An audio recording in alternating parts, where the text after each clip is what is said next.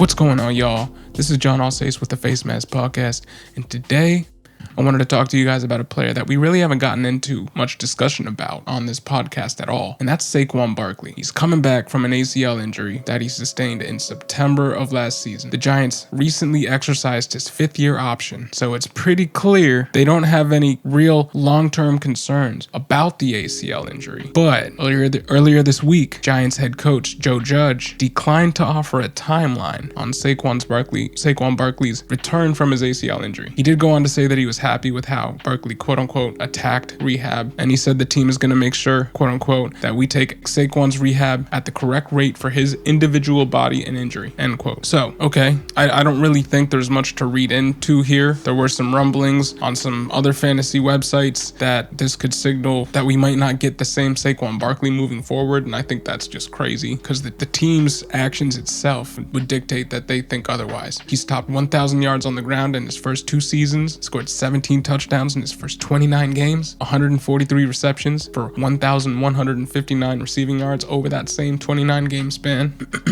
Yes, he missed 14 games due to a torn ACL last year, but I still think he's set to return week 1. Nothing in the coach's comments would lead me to believe otherwise. Now, we've had some reports from ESPN come out and say that the Giants could limit Barkley's snaps early in the season, and that makes sense. But look at this depth chart behind Saquon Barkley. It's Devontae Booker, Corey Clement, and Brightwell Armstead. I'd have been more worried if they kept Wayne Gallman, but they didn't. They let him go. Now he's a 49er. The Giants general manager, Dave Gettleman, recently said that Devontae Booker is a quote-unquote 3-down back. I think that's ridiculous. He's never shown the ability to be able to be a 3-down back in the NFL. None of these guys have. Corey Clement, Brightwell Armstead. Corey Clement, he's handled the ball 200 times in his career. He's a core special teamer, and he's 26 years old. Sure, he's going to crack the roster because he's a core special teamer, but he's no threat to Saquon, and I don't even think he's going to get that much play week 1. I think that's all just off-season speculation. I think Saquon's going to come in, make everybody forget that he was injured in the first place. Some people also point to the fact that the Giants selected Arizona RB Gary Brightwell in the sixth round of the NFL draft, but he's still playing on a team with Saquon Barkley. Saquon Barkley is just going to come back and completely own this backfield. We did a piece earlier on in the offseason that was all about ACL return rates for players based off of position, wide receiver and running back, and based off of the round that they were drafted. If you want to